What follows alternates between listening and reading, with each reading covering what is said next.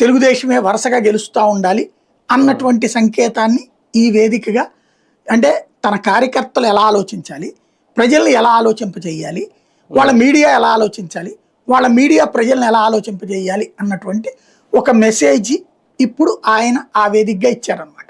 అంటే టీడీపీకి ఇంకా ఓటమి ఉండకూడదు, టీడీపీకి ఓటమి ఉండకూడదు, టీడీపీ వల్లనే రాష్ట్రం బాగుపడుతుందని జనం ఫీల్ అవ్వాలి. అదే ఆంధ్రప్రదేశ్ బాగుపడాలంటే టీడీపీకి ఓటమి ఉండకూడదు. ఉంటే మళ్ళీ సేమ్ 2019 నుంచి ఆగిపోయింది కాబట్టి అదే ఆయన ఎగ్జాంపుల్ చెప్పారు, మళ్ళీ అదే పరిస్థితి వస్తుంది అని చెప్పడం. అంతే. అంటే ఇప్పటి నుంచి ప్రిపేర్ చేయడం అంటే ఏంటి సార్ దాని ఉద్దేశం? భయపడుతున్నారా ఏమన్నా? రేపు పొద్దున్న వైసీపీకి ఏమైనా అవకాశం ఇస్తారేమో జనం అని ఇప్పటి నుంచి ఆ భయం ఏమైనా కనిపిస్తుందా? అట్లా కాదు. ఇక్కడ సమస్య ఏంటంటే ఆయన విజన్ ఎప్పుడు కూడా భవిష్యత్తులో ప్రజలు మన గురించి ఏమో ఆలోచించాలో ఇప్పటి నుంచి ప్రిపేర్ చేయడం, వాళ్ళ పత్రికలు అట్లా ప్రిపేర్ చేస్తాయి. ఎన్టీ రామారావు గారు మంచోడు అనేటటువంటిది ప్రచారం చేయాలి. అదే ఎన్టీ రామారావు గారు నచ్చినప్పుడు ఆయన అమ్మాయిలు పిచ్చోడు లేకపోతే ఇంకోటి అనేటటువంటిది ప్రచారం చేయాలి. అంటే భవిష్యత్తులో ఎన్టీ రామారావుని అట్లా ఆలోచించాలి.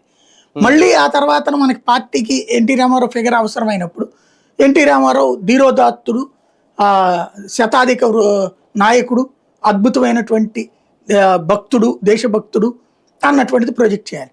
అంటే ప్రజలు తమ చుట్టూ ఉన్న పరిసరాలని బట్టి ప్రజలు ఆలోచించడం కాదు, ప్రజలు నేనేం చెప్తే అది ఆలోచించాలి.